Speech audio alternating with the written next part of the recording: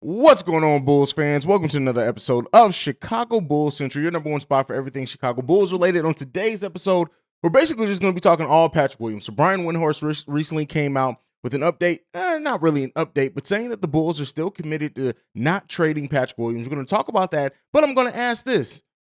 How much longer will AK and should AK and Eversley wait on Patrick Williams' potential? We'll get into all that and more right after this.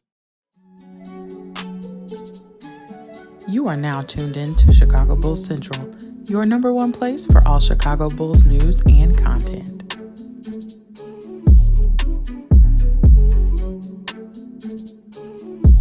All right, Bulls fans. So we had a new report from Brian Windhorst. I wouldn't really say a report, more like comments. It was on the Hoop Collective podcast. And he says this. Bulls believe a lot in Patrick Williams and view him as a possible two-way core player moving forward.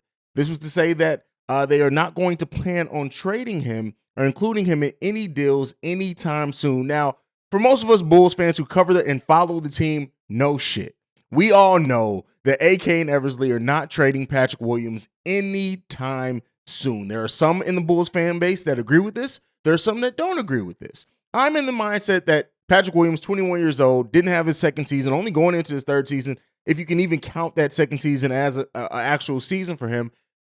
And so I don't expect, like, everybody that thinks that Patrick Williams needs to be this 18-8 player right now. I'm not of that mindset. I think it's going to take time with Patrick Williams. I think when they drafted Patrick Williams, we all knew the writing was on the wall. It was going to take time. The signing of DeMar DeRozan, in a degree, was to allow Zach LaVine to have that secondary scorer or that scorer next to him that can help improve the team, and with Nikola Vucevic that allows Patrick Williams to come along more slowly or at a more not accelerated pace. You don't have to press him to develop now. You can take time. He's going to be able to be in winning games, get playoff experience, things like that, and be on a winning team without needing to be a huge part of that offensive workload. Defensively, you guys know how I feel about Patrick Williams. Defensively, I think Patrick Williams is great defensively, and he's still making strides to be a better on-ball defender. His lateral quickness is never going to be the best, but he uses his length, he uses his athleticism very well, things like that. So, but when you hear a lot of the critiques surrounding Patrick Williams,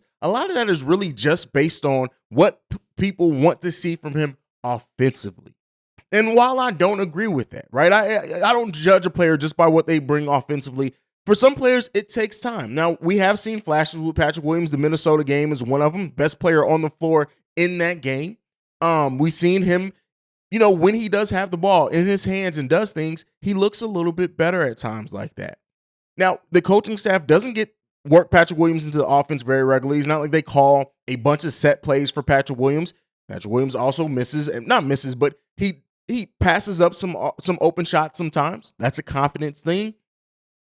But as Patrick Williams continues to develop on this team, as he continues to turn into whatever he's going to end up being, whatever type of two-way player that is, whatever type of ceiling that is, the question still remains is, should AK and Eversley, if they're trying to capitalize and make this team a championship team now, which, go back to my video yesterday, I did talk about how I don't think the Bulls are necessarily trying to win a title right now. They're trying to have more sustained success over time. And some people in the comments, let me address this real quick. The people in the comments that say, well, would you rather win a title now, or would you rather be a first-round exit for the next 6 years? That's fucking stupid. Nobody is saying that the Bulls are trying to be a first-round exit. They're trying to develop teams so they can have that long-term success, so they can have a dynasty. No, I would not have a team that can, quote-unquote, be in title contention right now, but then in 3 years we have to go into another quick rebuild. No, I would not want that.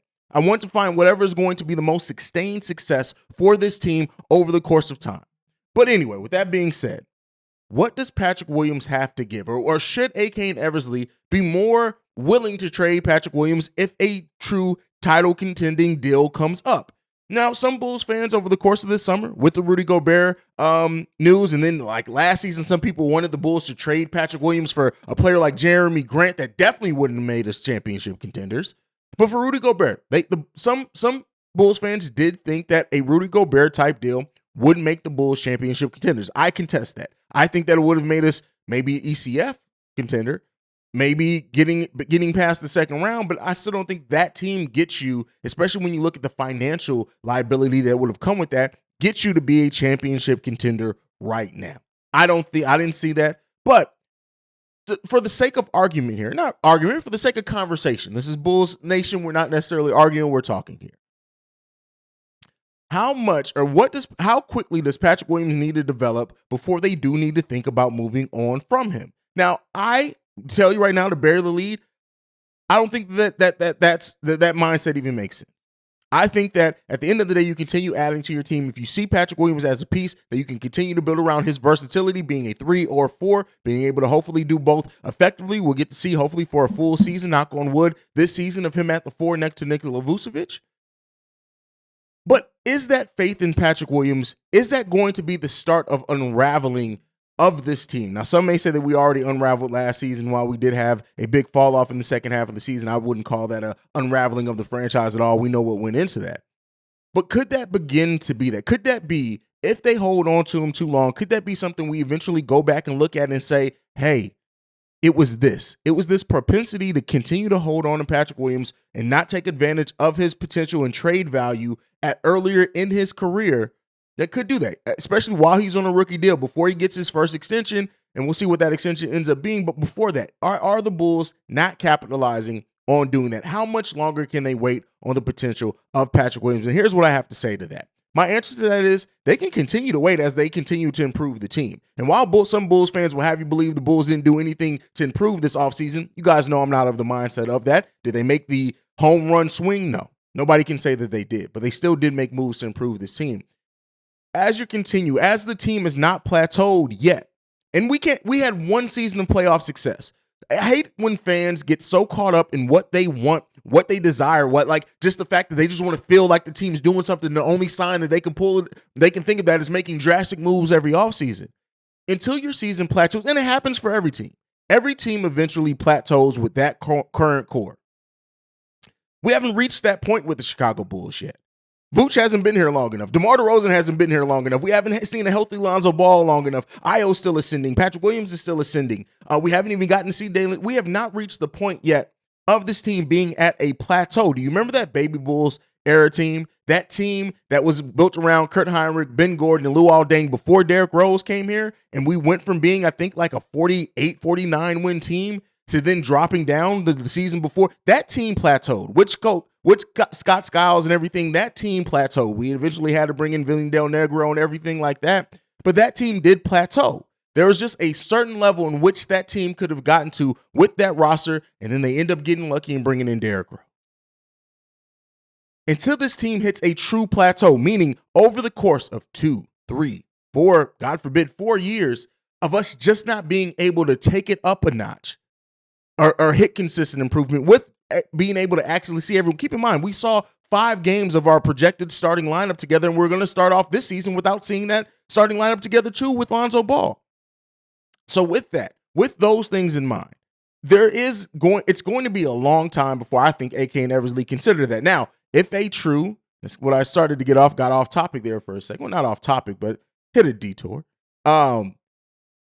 If a true deal, like for a superstar, for example, if Kevin Durant wanted to come to the Bulls and he said, I just want to go to Chicago. Again, some people may disagree on the Kevin Durant thing. I'm just using that as a name. Would AK and Eversley then include Patrick Williams? I think they would be crazy not to in a case like that. If that's the only thing, let's say that's the only thing holding up. Let's say they wanted to just do picks, match salary with Vooch, and Patrick Williams for bringing a player like Kevin Durant. I think AK and Eversley would do it. But as the Bulls fan base and C Red Nation starts to turn or just gets impatient with the waiting on development of Patrick Williams, I want to point out a player like Wiggins, a player who, while showing some promise over the course of his career, nobody would ever say that he made a true jump or just looked like he was just going to be a huge piece of a successful team. Some players take time. Right. And that's not a perfect comparison. I know, Pat. And again, that goes back to scoring. Some people only base how they see players being successful based off how much that player scores. And that's just not the total value of a team. And you have to look at a player or what the makeup of a team when you're starting to talk about how much a player scores. So, I would just say this, right? If you are a player that just is, or a fan that is just looking at what Patrick Williams' scoring output is, and again, I know I use Andrew Wiggins, but Andrew Wiggins had 20-point per game seasons early in his career. So again, I understand, not a perfect comparison. I'm not saying that it was. But it's not just scoring, right? It's not just that. Do we need to see Patrick Williams be more confident in the shot, not pass up as many shots? He hits it at a great clip. Take that shot a little bit more, yes. But let's actually take a look at what also this coaching staff does not put the ball in Patrick Williams' hands. And I don't want to hear none of that. How are they going to do it with DeMar? DeMar DeRozan does not have the usage rate of even a player like Donovan Mitchell, for example. So there are plenty of possessions to go around to get Patrick Williams a little bit more involved in the game. There's plenty of that. We need to see the coaching staff do that. See how he performs in that. We've seen Patrick Williams look good when he has the ball in his hands. But I want to ask you this, to go back to the original topic and title of this video. At what point does the front office trust in Patrick Williams, their commitment to Patrick Williams? At what point can that hurt the team? I don't think it's hurt it yet. And even some of the rumor deals we've had, even the Rudy Gobert, I was very vocal on, I didn't think the Bulls had enough assets. And looking at what they ended up getting, they did not have enough assets. Patrick Williams doesn't change that. If we hear a surefire deal and say the only reason this deal did not go down is because the Bulls didn't want to include Patrick Williams, okay, that's when we can start to have that conversation. But I'm telling you, the Rudy Gobert, I'll give you a little bit of leeway on that. The Jeremy Grant, come on now, man. Jeremy Grant was never going to turn this team into a championship team. And if you think that, you should not be discussing basketball or having a basketball opinion. That's not to say that some moves may not have improved or helped the team. They aren't going to make the team a championship team. With the way that this front office sees Patrick Williams and how they see him and his versatility and how they can build the team around him, they're not going to give up on him this early in his career without a major piece being involved in coming back to the Chicago Bulls for that. So that's just my thoughts on it. Let me know what you guys think on everything down below. Let me know some players that you wouldn't mind the Bulls possibly trading Patrick Williams for. And as we continue to have this talk and see Patrick Williams develop, 8 Live said, I believe it was 8 Live, said on a voicemail, I think a couple of mailbag episodes ago, he wanted to see 4 points a quarter from Patrick Williams to get to that 16 overall mark. And what I would say to that, and I think I said it in that video, is that I'm not saying it's outside of the realm of possibility, but that's more than just in Patrick Williams' hands. That also comes down to the coaching staff putting him in a position and calling some plays for him. And maybe that's the key to unlocking Patrick Williams. I'm not one to say that Patrick Williams doesn't need to step. He needs to show consistent improvement every single season. But I'm just saying I'm not at the point where I'm saying in year 3, after having a partial second season, that it's now do or die for Patrick Williams. But let me know what you guys think about everything down below. Do you think that the front office should be more keen on maybe being more aggressive in using Patrick Williams to take advantage of this window with DeMar DeRozan and Nikola Vucevic? You guys know I've always said, for anybody who said the Bulls window is 3 years, the Bulls window is not 3 years. As long as once Zach LaVine re-signed that deal, that let us know that is, and it could continue to extend, right? But that is the window for the Chicago Bulls. That is the window that they're looking for to continue adding to this team. DeMar DeRozan was never supposed to be the move that made this team a championship team. And I think sometimes we paint it in a different light because of how well the Bulls season started off and how much we want to see this team get back into contention, and I do too. But it's going to take more time. It's going to take more patience. And as we head into training camp, maybe a training camp in which we do see a breakout from Patrick Williams in this season, I just wanted to have this conversation. Interesting think piece. Let me know what you guys think about everything down below. You guys know I'll trade Patrick Williams for Brandon Ingram, but that's just me because I'm a huge Brandon Ingram fan. But let me know what you guys think about everything down below. Thank you for being the best part of Chicago Bulls Central. Make sure you're following the show at Bulls Central Pod. You can send us any feedback, questions, comments, concerns, bullscentralpod@gmail.com. Lastly, if you want to leave a text and our voicemail, the number to do so, 773-270-2799. We're the number one spot for everything Chicago Bulls related because of you guys. And like I like to end every episode on, go Bulls. Love you guys. Peace, y'all. This has been a presentation of the Break Media.